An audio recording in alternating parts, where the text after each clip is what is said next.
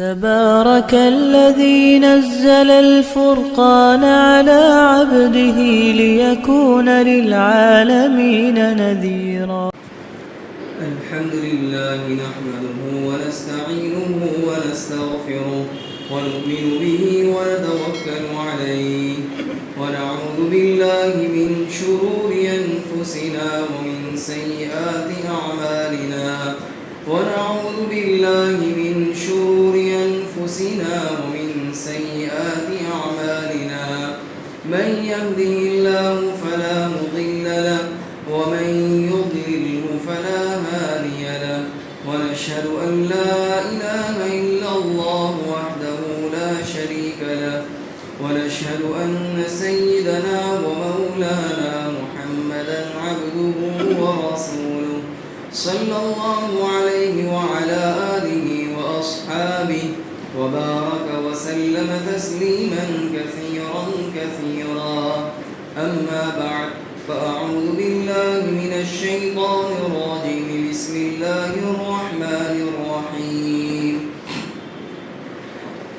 لا يتخذ المؤمنون الكافرين أولياء من دون المؤمنين ومن يفعل ذلك فليس من الله في شيء إلا أن تتقوا منهم تقاه ويحذركم الله نفسه وإلى الله المصير. صدق الله العظيم. محترم دوستو، یہ جو آیت کریمہ تلاوت کی گئی، اس سے پہلے والی جو آیتیں دو ہیں، قُلِ اللَّهُمَّ مَالِكَ الْمُلْكِ تُؤْتِي الْمُلْكَ مَن تَشَاءُ وَتَنزِعُ الْمُلْكَ مِمَّن تَشَاءُ سے لے کر وَتَرْزُقُ مَن تَشَاءُ بِغَيْرِ حِسَابٍ، یہ جو دو آیتیں ہیں جن کی تفسیر تو گزر چکی. ان دو آیت کی خاصیت یہ ہے کہ جس آدمی پر جتنا بھی قرضہ ہو اللہ تبارک و تعالیٰ اس کے قرضے کو ادا کروا دیتا ہے، سبکدوش ہو جاتا ہے قرضے سے.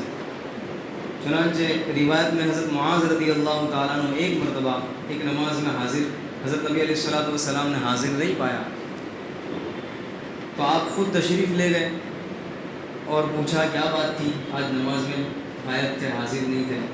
کہنے لگے کہ میں آ رہا تھا نماز کے لیے، لیکن راستے میں ایک یہودی جس کا میرے ذمہ قرضہ تھا، ایک درہم جو بھی قرضہ تھا، تو اس نے مجھے روک لیا جس کی وجہ سے میں نہیں آ سکا. آپ نے فرمایا میں تمہیں ایسی دعا نہ بتلاؤں کہ جو تمہارے جتنا بھی قرضہ ہو وہ سب ادا ہو جائے. پھر آپ نے یہ دعا ارشاد فرمائی تھی، اللہم مالک الملک تؤتی الملک من تشاء وتنزع الملک ممن تشاء وتعز من تشاء وتذل من تشاء بیدک الخیر انک علی کل شیء قدیر تولج اللیل فی النہار وتولج النہار فی اللیل وتخرج الحی من المیت وتخرج المیت من الحی وترزق من تشاء بغیر حساب. یعنی گویا کہ جو آدمی اس کو دوامیت کے ساتھ پڑھے گا یہ دعا تو امید ہے کہ اس کا جتنا بھی بڑا قرضہ ہو اللہ تبارک و تعالیٰ ادا کروا دے گا. اور بعض بزرگوں نے تو لکھا ہے کہ ہر نماز کے بعد 7 مرتبہ پڑھے، کم از کم ہم 7 مرتبہ نہیں تو 1 مرتبہ بھی پڑھ لیں، پورے دن میں 2-3 مرتبہ بھی پڑھ لیں تو جتنا بھی قرضہ ہوگا اللہ تبارک و تعالیٰ ایسی شکل پیدا فرما دے گا کہ سارا قرض ادا ہو جائے گا. اگلی آیت میں جو فرمایا لا يتخذ المؤمنون الكافرین اولیاء من دون المؤمنین، کہ مومنوں سے خطاب فرمایا کہ تم اپنے علاوہ کسی اور کو اپنا دوست نہ بناؤ. اس سلسلے میں بھی بہت سی باتیں گزشتہ بتلائی گئی کہ دلی تعلق ان کے مذہب کو اچھا سمجھتے ہوئے، ان کے دین کو اچھا سمجھتے ہوئے، طور و طریق کو اچھا سمجھتے ہوئے اور دلی محبت کرتے ہوئے ان سے دوستی کرنا، دوستانہ تعلق رکھنا، جس کی سخت منائی ہے. اور بہت سی آیتوں میں اللہ تبارک و تعالیٰ نے منع کیا ہے. یا ایھا الذین آمنوا لا تتخذوا عدوی وعدوکم، وہ کیوں؟ دشمن ہے اللہ کا بھی اور دشمن ہے تمہارا بھی. تو یا دشمن ہے تو دشمن سے دوستی کرنا یہ تو نادانی ہے اور بے وقوفی ہے. اب ظاہر ہے بہت سی چیزیں جو اللہ نے قرآن کریم میں بیان کی اور اللہ کے نبی علیہ السلام نے بتلائی، بظاہر ہمیں سمجھ میں آتی ہی نہیں بظاہر، بہت سی ایسی چیزیں جو ہمارے دماغ سے ٹکراتی ہے کہ ایسا تو کہیں ہوتا ہوگا، ایسا تو کہیں ہوتا ہوگا، بظاہر ٹکراتی ہے، ہمیں سمجھ میں نہیں آتی، اور سمجھ میں جب آتی ہے جب کنویں میں انسان گرتا ہے. پھر وہ کنویں میں گر گیا، اب آیا علاج کے لیے تو بھائی یہ تو پہلے ہی منع کیا تھا اس چیز سے کہ یہ نہیں کرنا چاہیے، تو نے کر لیا. پھر سمجھ میں آتی ہے 40 سال بعد، 50 سال بعد کسی کی سمجھ میں آتی ہے، یا کسی کی 5 سال کے بعد بھی سمجھ میں آ جاتی ہے. لیکن اسے چاہیے کہ قرآن کریم نے جو کہہ دیا اب آنکھ بند کر کے اس پر عمل کرنا شروع کر دے. اس لیے کہ جس ذات نے انسان کو پیدا کیا اسے سب معلوم ہے کہ انسان میں کیا کیا خامیاں ہیں، کیا کیا خرابیاں ہیں، اور ان خرابیوں کا کیا علاج ہے. اس علاج کو اللہ نے پہلے ہی سے بتلا دیا تھا کہ وہ علاج یہی ہے، اس راستے پر چلو تو تم گمراہ نہیں ہو، اس راستے پر چلو ناکام نہیں ہوگے، ذلیل و خوار نہیں ہوگے. وہ راستہ تو اللہ نے بتلا ہی دیا تھا. تو اب اللہ تبارک و تعالیٰ بظاہر دے کہ یہاں پر حکم دے رہا ہے، لیکن یہ بہت سے لوگ ہیں جن کو سمجھ میں شاید نہ آتا ہو، تو اللہ نے منع فرما دیا. کیوں؟ ایک وجہ تو یہی کہ دشمن ہے، اور دشمن سے دوستی کسی قیمت پر نہیں ہو سکتی. دلی دوستی اور گہرا تعلق جس کو رازدار بتلا دیا جائے، اپنی زبان میں سب کے سب اس کے حوالے کر دیا جائے، اس پر مکمل بھروسہ کر لیا جائے، ایسا نہیں ہو سکتا، مومن نہیں کر سکتا. ایک وجہ تو دشمنی، اور دوسری وجہ ایسا کرنے کے نتیجے میں انسان اپنے دین کو چھوڑ کر اس کے دین کو اختیار کر لیتا ہے عام طور پر، اور اپنا دین کی جو شاعر اسلام ہے اس کی محبت، اس کا احترام اس کے دل سے نکلتا چلا جاتا ہے.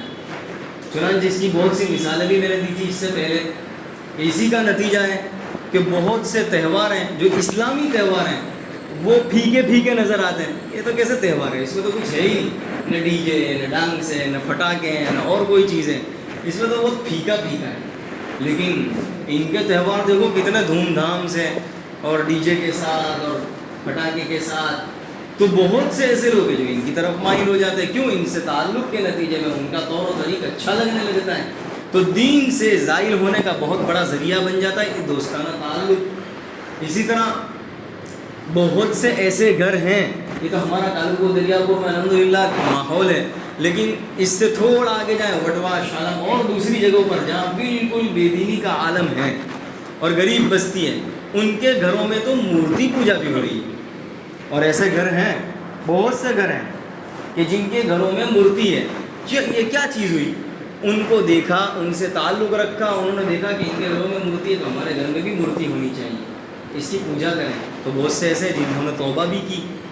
تو مورتی معلوم کیا ہوا کہ جب آدمی دین کی طرف نہیں آتا اور دوستانہ تعلق اس طرح قائم کرتا ہے تو پھر وہ اپنے دین سے دین چھوڑ کر دوسرا دین اختیار کر لیتا ہے. اسے یہ احساس تک نہیں ہوتا. وہ تو یوں سمجھتا ہے میں تو محمد ہوں، وہ تو یوں سمجھتا ہے میں تو ابو بکر ہوں، یعنی مسلمان ہی سمجھتا ہے، لیکن وہ اللہ کے نامہ اعمال میں، وہ اللہ کی فہرست میں مومن ہوتا نہیں ہے، وہ کافر ہو چکا ہوتا ہے.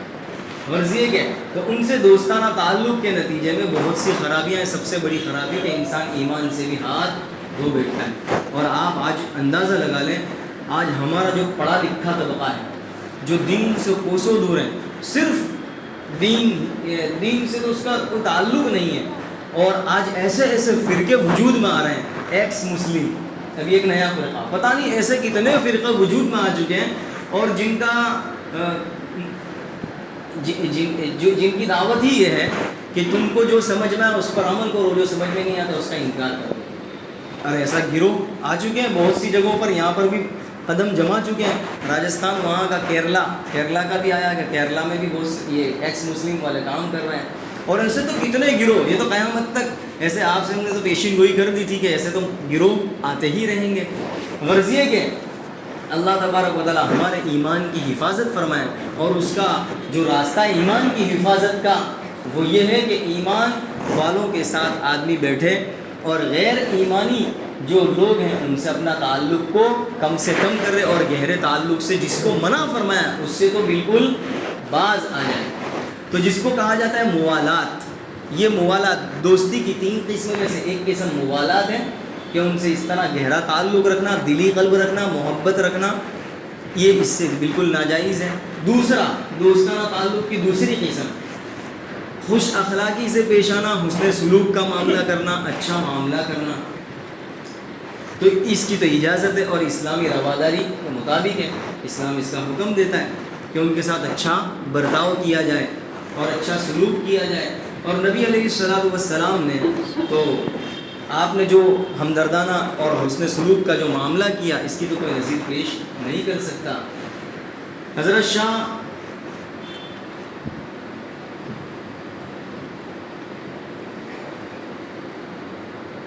عبدالعزیز رحمۃ اللہ علیہ کے پاس ایک برہمن آیا کرتا تھا.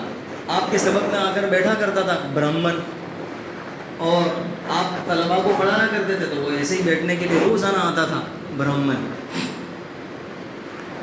اور جب آپ کی موت کا وقت قریب آیا, آپ اسے بھگاتے نہیں تھے اور اسے ڈانٹ ڈپٹ کو اس کے ساتھ اچھے اخلاق سے پیش آتے تھے, حسن سلوک کے ساتھ پیش آتے تھے.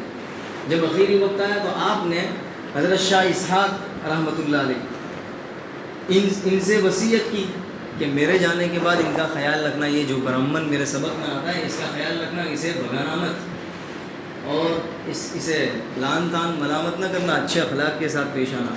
یہ وصیت کر کے گئے. تو حضرت شاہ اسحاق رحمۃ اللہ علیہ ان کے سبق میں بھی حاضر ہوا کرتا تھا یہ برہمن.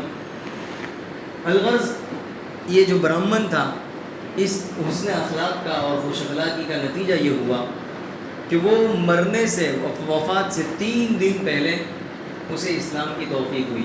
مرنے سے پہلے تو وہ اسلام کی حالت میں مرنے سے 3 دن پہلے اسے توفیق ہوئی, اور اس حالت میں وہ دنیا سے رخصت ہوا کہ وہ اس کا دل ایمان سے منور تھا.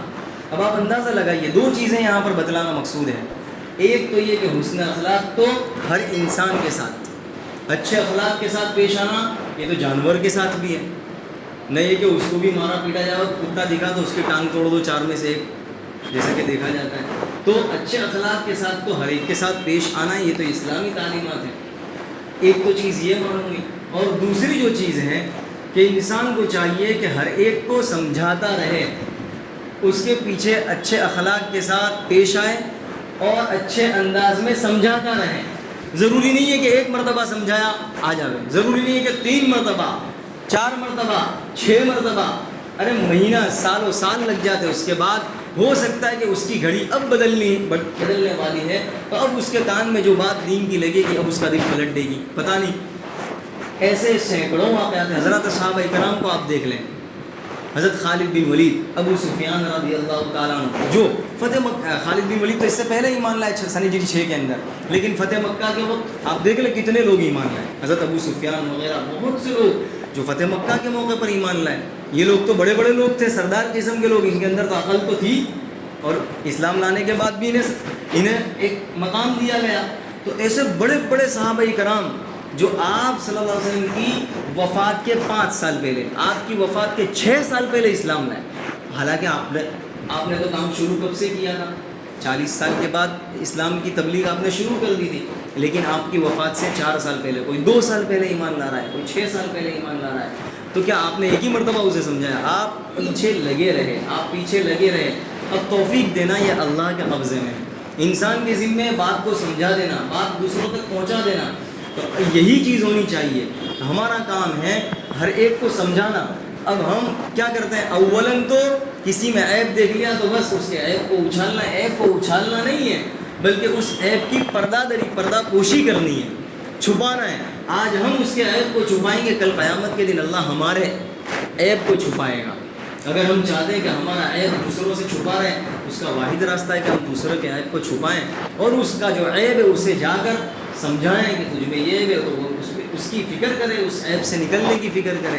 اور یہ کہ تو یہ اس واقعے سے 2 چیز معلوم ہوئی کہ توفیق دینا اللہ کے قبضے میں, ہدایت دینا یہ اللہ کے قبضے میں, اور راستہ دکھلانا یہ ہمارے ذمے ہے, بات کا سمجھا دینا یہ ہمارے ذمے ہے. اور یہ کہ دوسری جو دوستی ہے اچھے اخلاق سے پیش آنا, تو اس کا نمونہ جو نبی علیہ الصلوۃ والسلام نے پیش کیا, اس کی نظیر تو کوئی پیش نہیں کر سکتا. فتح مکہ کے لوگ جنہوں نے آپ کو مکہ سے نکالا اور آپ کو نکلنے پر مجبور کر دیا, اور آپ کو اور آپ کے ساتھیوں کو, صحابہ کرام کو خوب تکلیف دی اور خوب پریشان کیا اور ایذائیں دی, اس کے باوجود جب مکہ کے اندر قحط پڑا, دکاڑ یعنی غلے کی کمی اور کھانے پینے کی کمی اور فقر و فاقہ کی زندگی، یعنی کھانے پینے کا سامان نہیں تھا، تو جب قحط سالی آئی، قحط سالی پیش آئی، تو حضرت نبی علیہ الصلوۃ والسلام نے یہ نہیں سوچا کہ ان لوگوں نے مجھے بہت تنگ کیا، صحابہ کرام کو تنگ کیا اور خوب پریشان کیا، جو ہو سکتا تھا سب کچھ کر گزرے، جو ہو سکتا تھا سب کچھ کر گزرے، تو آپ نے یہ سمجھ کر آپ نے ان کے ساتھ حسن سلوک کو ترک نہیں کیا، حسن سلوک کو نہیں چھوڑا، بلکہ آپ نے ان کی اس حالت میں بھی امداد کی۔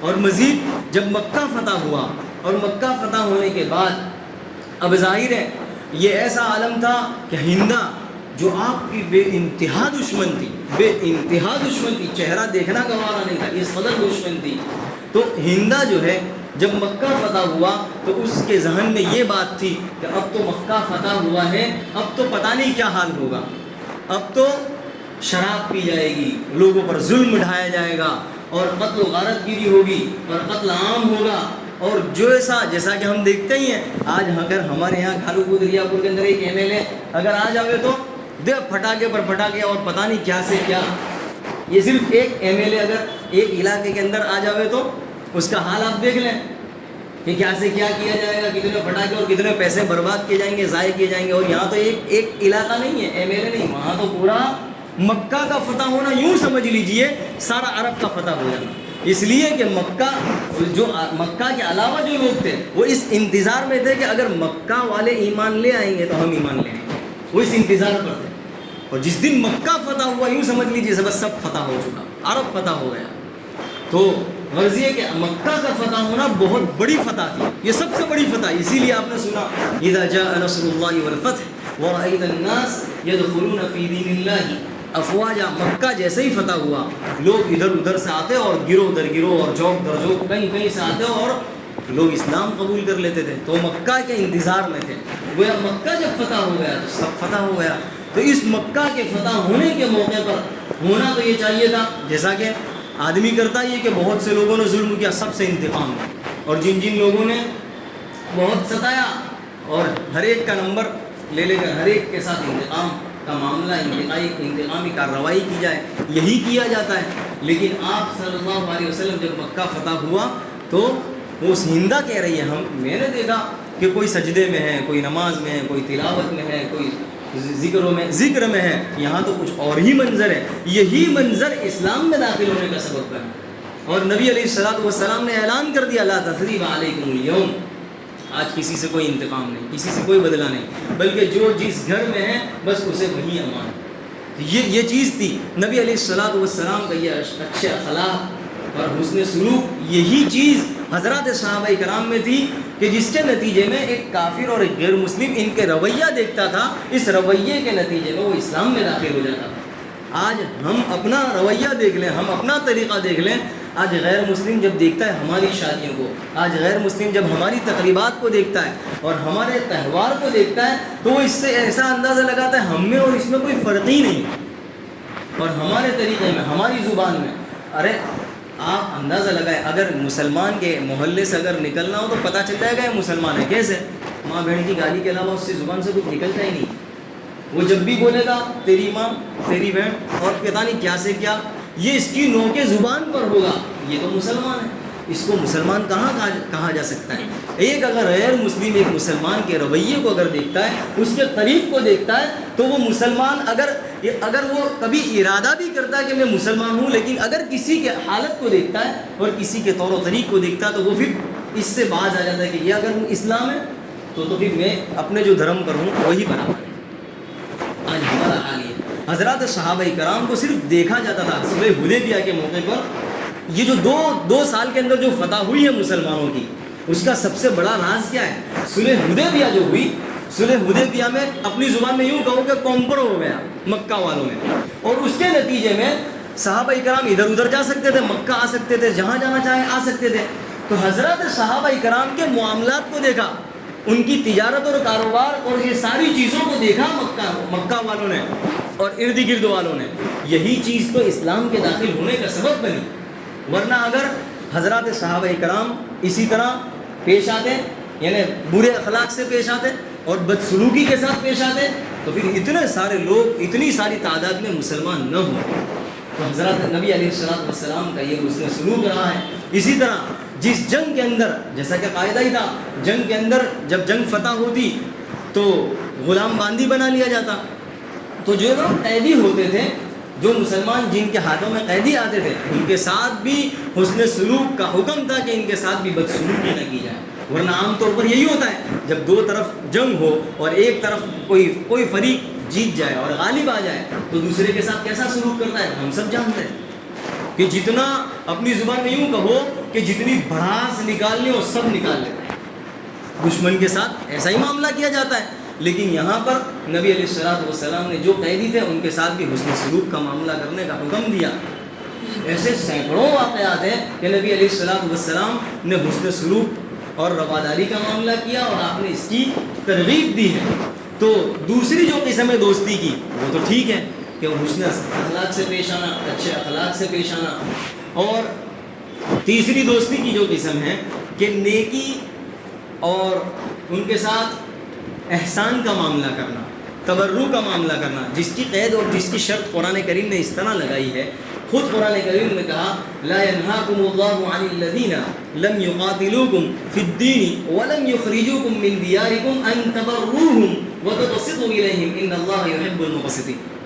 کہ اللہ تعالیٰ تمہیں منع نہیں کرتا ان لوگوں کے ساتھ احسان کرنے سے، ان لوگوں کے ساتھ نیکی کا معاملہ کرنے سے، اور ان لوگوں کے ساتھ نفع پہنچانے سے منع نہیں کرتا جو لوگ کہ اسلام کے مخالف نہیں ہیں، جو لوگ کہ اسلام کے خلاف پروپیگنڈا نہیں کرتے، اسلام کے خلاف سازشیں نہیں کرتے، اور جن لوگوں نے لم یقاتلکم تمہیں قتل نہیں کیا، تمہیں اپنے وطن سے نہیں نکالا، اور تمہیں یہ سارے پروپیگنڈے جو کرنے والے ہیں ان میں شامل نہیں ہونے والے ہیں یہ غیر مسلم، بلکہ یہ غیر مسلم جو ہیں وہ امن و شانتی کو چاہتے ہیں اور امن شانتی کو قائم رکھنا چاہتے ہیں. ان لوگوں کے ساتھ تم احسان کا معاملہ کر سکتے ہو، تبرع کا معاملہ کر سکتے ہو، ان لوگوں کو تم نفع پہنچا سکتے ہو. یہ قرآن کریم کی تعلیمات ہیں.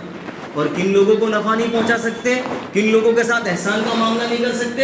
انما ینہاکم اللہ عن الذین قاتلوکم فی الدین واخرجوکم من دیارکم. یعنی ان لوگوں کے ساتھ تم بھلائی کا معاملہ نہیں کر سکتے، احسان کا معاملہ کرنے کی تمہیں اجازت نہیں ہے، اور نفع پہنچانے کی تمہیں اجازت نہیں ہے. کن لوگوں کو؟ جو لوگ کہ تمہارے خلاف پروپیگنڈا کرتے ہیں، جو لوگ امن چاہتے ہی نہیں ہیں، اور جو لوگ تمہیں یہاں سے نکالنا چاہتے ہیں، تمہیں جس وطن میں رہ رہے ہو اس وطن سے تمہیں نکالنا چاہتے ہیں، اور تمہیں وہ قتل کرنا چاہتے ہیں. تمہیں زندہ دیکھنا انہیں گوارا ہی نہیں ہے. تم جس مذہب پر ہو، تم جس دین پر ہو، اس دین پر تمہیں قائم رکھنا یہ گوارا ہی نہیں ہے. وہ ان سب چیزوں کو چاہتے ہی نہیں ہیں. تو ایسے لوگوں کے ساتھ اللہ تعالیٰ منع کر رہا ہے کہ ان کے ساتھ احسان کا معاملہ کرنے کی تمہیں اجازت نہیں ہے. یہ تین قسم کی دوستی ہے. تو اگر کوئی آدمی اس کے باوجود دلی دوستی قائم کرے گا اور گہرا تعلق ان کے ساتھ قائم کرے گا تو بڑی خطرناک وعید اللہ تبارک و تعالیٰ نے سنائی ہے. بڑی خطرناک کیا وعید ہے؟ وَمَن يَفْعَلْ ذَلِكَ فَلَيْسَ مِنَ اللَّهِ فِي شَيْءٍ إِلَّا أَن تَتَّقُوا مِنْهُمْ تُقَاتٍ. اگر اس کے باوجود جو ایسا کرے گا، یہ دیکھیے وعید، فَلَيْسَ مِنَ اللَّهِ فِي شَيْءٍ، تو پھر اللہ سے اس کا کوئی تعلق نہیں ہے، پھر وہ جانے نہ اس کا کام جانے، پھر کوئی اللہ کا تعلق نہیں ہے. کتنی خطرناک وعید ہے. جب اللہ سے تعلق اس کا ٹوٹ گیا تو اب کیا ہوگا؟ ظاہر ہے جب یہ دین سے نکل گیا، اللہ سے اس کا تعلق ختم ہو گیا، تو وہ اس کا اس دین میں داخل ہونا یقینی ہو گیا نا، کیونکہ اللہ سے تعلق تو ختم ہو گیا. اب اللہ نے اسے اس کے حوالے کر دیا. فلیس من اللہ فی شیء. اب اس دوستانہ تعلق، کوئی اس سے تعلق، اللہ سے اس کا کوئی تعلق نہیں. اب ظاہر ہے پتنگ کی ڈور جب کٹ جاتی ہے تو پتنگ کہاں جا کر گرتا ہے کچھ پتہ نہیں ہے، اور پتنگ جس جگہ جائے گا اور پتنگ جس کے پاس آئے گا اور وہ اس کا کیا حال کرے گا، پھاڑ دے گا، کیا کرے گا، کوئی پتہ نہیں ہے. بالکل انسان کا حال بھی اسی طرح ہے. جب انسان کا تعلق اللہ سے جب ختم ہو جاتا ہے، ٹوٹ جاتا ہے، تو پھر اسے بھی کوئی نہ کوئی اچک لے گا. باطل مذہب تو بالکل تیار ہے اچکنے کے لیے، کوئی نہ کوئی اسے ضرور اچک لے گا. تو فَلَيْسَ مِنَ اللَّهِ فِي شَيْءٍ إِلَّا أَن تَتَّقُوا مِنْهُمْ تُقَاتٍ. ایک شکل اللہ نے باقی رکھی ہے ان سے دوستانہ تعلق بظاہر رکھنے کی، اور ان سے یوں کہلوانے کی کہ ہم تمہارے دوست ہیں. ایک شکل واقعی رکھی ہے اللہ نے، وہ کیا کہ اگر ان سے تم مجبور ہو جاؤ اپنی جان بچانے کے لیے، یعنی تم مجبور ہو جاؤ. اب اس کی کیا شکل ہے، اس میں بھی کچھ تفصیل ہے. قرآن کریم میں بھی ایک دو جگہ آیتیں ہیں اس سلسلے میں جو تفسیر ہے وہ تفسیر انشاءاللہ آئندہ بتلائی جائے گی. اللہ تبارک و تعالیٰ مجھے اور آپ کو عمل کی توفیق عطا فرمائے. وآخر دعوان الحمدللہ رب العالمین. سبحانك اللهم وبحمدك وتبارك اسمك وتعالى جدك ولا إله غيرك لا إله إلا الله الحليم الكريم. سبحان الله رب العرش العظيم. أسألك موجبات رحمتك وعزائم مغفرتك والغنيمة من كل بر والسلامة من كل إثم. لا تدع لنا ذنبا إلا غفرته ولا هما إلا فرجته ولا كربا إلا نفسته ولا ضرا إلا كشفته ولا حاجة هي لك رضا إلا قضيتها ويسرتها يا أرحم الراحمين. اے اللہ ہمارے گناہوں کو معاف فرما، خطاؤں سے درگزر فرما. بالیقین ہم گنہگار ہیں، خطا کار ہیں. اللہ تو خوب جانتا ہے کہ ہم کن کن گناہوں میں ملوث ہیں، ہم کن کن بیماریوں کا شکار ہیں. اے اللہ ہمارے دل کس قدر گندے ہو چکے ہیں، کس قدر میلے ہو چکے ہیں. اے اللہ تو ساری چیزوں سے واقف ہے. اے اللہ تو کوئی چیز ایسی نہیں تجھ سے پوشیدہ ہو. اے اللہ ہمارے دلوں میں جو خیالات آتے ہیں، دل و دماغ میں جو خیالات پنپتے ہیں، اے اللہ اس سے بھی تو واقف ہے. اے اللہ اس کو بھی تو جانتا ہے. کوئی چیز ہم تجھ سے چھپا نہیں سکتے. اے اللہ ہم تیری پکڑ سے بھی بچ نہیں سکتے. اے اللہ بالیقین اے اللہ تو ہمیں مہلت دیتا ہے، تو اپنے بندوں کو مہلت دیتا ہے. 1 سال 2 سال کی، اے اللہ تو نے 40 سال تک بھی مہلت دی ہے. اے اللہ تو بندوں کو سالہ سال تک مہلت دیتا ہے. اور اے اللہ یہ مہلت اس لیے دیتا ہے کہ یہ بندہ میرے پاس آ جائے.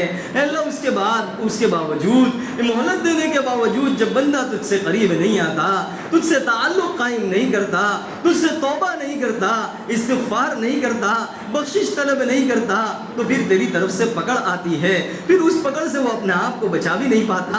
اے اللہ اسے پوری دنیا والے اگر بچانا بھی چاہیں، اسے کامیاب بنانا چاہیں، اسے عزت دینا چاہیں، دنیا والے اسے عزت دے نہیں سکتے، دنیا والے اسے بلند کر نہیں سکتے، دنیا والے اسے کامیاب بنا نہیں سکتے. اے اللہ جب تو ارادہ کر لے کسی کو ذلیل کرنے کا تو دنیا والے بھی اسے کامیاب نہیں کر سکتے.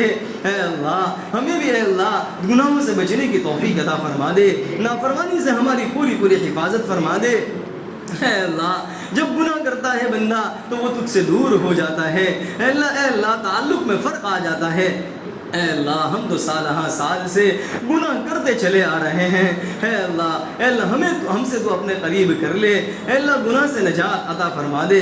بالیقین اے اللہ اتنے گناہ کیے کہ ہم اس لائق بھی نہیں کہ اے اللہ تیرے در پر حاضر ہوں. اے اللہ مسجد تیرا گھر ہے، گھر میں اسی کو بلایا جاتا ہے جس سے محبت کی جاتی ہے. اے اللہ ہم بھی اپنے گھر اسی کو بلاتے ہیں جس سے ہم محبت کرتے ہیں. جب کسی سے دشمنی ہوتی ہے اسے گھر بلایا نہیں جاتا. اے اللہ یہ تو اپنے گھر ہمیں بلا رہا ہے، یہ تیرا فضل و کرم ہے. اے اللہ یہ اس بات کی دلیل ہے کہ تو ہم سے کچھ چاہتا ہے، اپنے سے قریب کرنا چاہتا ہے. یہ تجھ سے محبت کی دلیل ہے. اے اللہ تو ہم سے محبت کرتا ہے، اس بات کی دلیل ہے. اے اللہ یہ تیرا احسان ہے، تیرا فضل و کرم ہے، ہمارا کوئی کمال نہیں ہے. اے اللہ موت تک ہمیں اس کام میں لگنے کی توفیق عطا فرما، موت تک تجھ سے جڑے رہنے کی ہمیں توفیق عطا فرما. موت تک ہمیں اے اللہ مسجد میں آنے کی توفیق عطا فرما. اے اللہ کسی وقت مسجد میں آنے کی توفیق ہم سے چھن جائے، اے اللہ اس سے ہماری پوری حفاظت فرما. اے اللہ گناہ کے نتیجے میں گناہ کی نحوست کی وجہ سے نیکی سلب کر لی جاتی ہے، توفیق چھین لی جاتی ہے، مسجد میں آنے کی توفیق چھین لی جاتی ہے، نماز کی توفیق چھین لی جاتی ہے، نیکیوں کی توفیق چھین لی جاتی ہے.